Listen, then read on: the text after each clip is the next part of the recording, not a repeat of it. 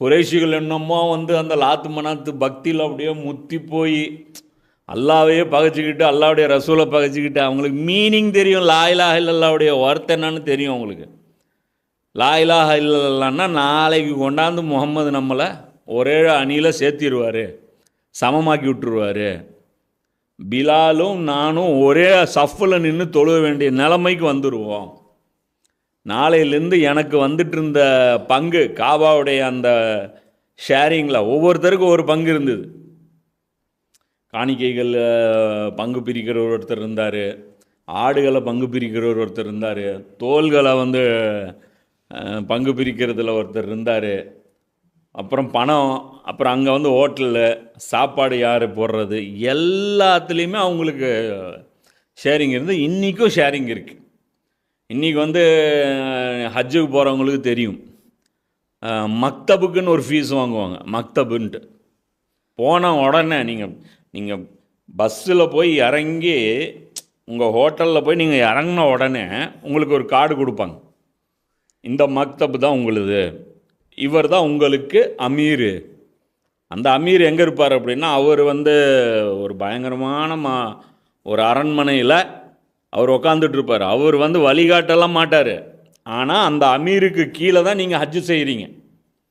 அவர் தான் வந்து உங்களுக்கு கைட் பண்ணுவார். மொல்லிம் அப்படிம்பாங்க. மொல்லிமா என்னமோ ஒரு பேர் அந்த இதுக்கு. அவர் தான் உங்களுக்கு வழிகாட்டி. அப்போ அவருக்கு நீங்கள் ஃபீஸ் கட்டணும், கிட்டத்தட்ட 5000 ரியால் என்னமோ. அது கட்டினீங்க அப்படின்னா தான் உங்களுக்கு ஹஜ்ஜுக்கு வந்து அலவுடு.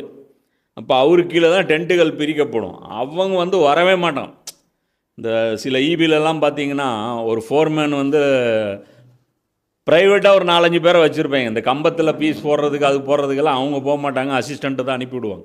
நீ போய் கம்பத்தை நடுறது, குழி வெட்டுறது, இந்த மாதிரி வேலைகள்லாம் வந்து ஆள் வச்சு தான் சம்பளம் கொடுத்து தான் அவர் பண்ணுவார். ஸோ அந்த மாதிரி இன்றைக்கும் வந்து பார்த்திங்கன்னா இது வந்து சூறையாடப்பட்டுட்டு தான் இருக்குது. ஹரமுடைய இன்றைக்கும் அந்த ப்ரிவிலேஜஸ் நபி ஸல்லல்லாஹு அலைஹி வஸல்லம் காலத்துக்கு அப்புறம் இவங்க மறுபடியும் கிளைம் பண்ணுறாங்க. இன்றைக்கி வந்து அந்த சில ஃபேமிலிஸ்க்கு வந்து அப்படியே பிரித்து கொடுத்துட்டாங்க. நீ இத்தனை பேரை கொள்ளையடிச்சிக்கோ, நீ இத்தனை பேரை கொள்ளையடிச்சிக்கோ, நீ இத்தனை பேரை கொள்ளையடிச்சிக்கோ அப்படின்ட்டு. நீங்கள் அவன் வழிகாட்டவே மாட்டான். உங்களுக்கு இங்கேருந்து ட்ராவல் கூப்பிட்டு போகிறான்ல, அவங்க தான் வழிகாட்டுவாங்க. ஹஜ்ஜு எங்கே போகிறது, எது மீனா, எது அரஃபாத்து, எது முஸ்தலிஃபா, இதெல்லாமே கற்றுக் கொடுக்குறதெல்லாம் யார் கற்றுக் கொடுப்பா? உங்கள் ட்ராவல் கூட வர்ற ஆலிம் தான் அவர் கற்றுக் கொடுப்பார். ஆனால் அந்த ட்ராவல்ஸுக்கு பர்மிஷனே எப்போ கிடைக்கும் அப்படின்னா, அவர் வந்து அந்த அவங்களுடைய ஷேரை கொடுத்துடணும். யாருடைய ஷேரை? அந்த மக்தபுடைய அந்த மொல்லிமுடைய ஷேரை கொடுத்துட்டிங்கன்னா தான். அப்போ கேட்குறேன், இது என்ன மொல்லிமு, யாராவது கேட்டால் நீங்கள் இந்த மொல்லிமுன்னு சொல்லணும். போலீஸ்க்கு உங்களை பார்த்தாங்கன்னா இந்த மக்தபுன்னு நீங்கள் சொல்லணும்மா. நான் சொல்லுவேன், இவங்க எப்போங்க வந்து காட்டு வருவாங்க? நீங்கள் எங்கே போய் வருவான்? அவன் பெரிய கோடீஸ்வரனாக இருப்பான், வரவே மாட்டான்.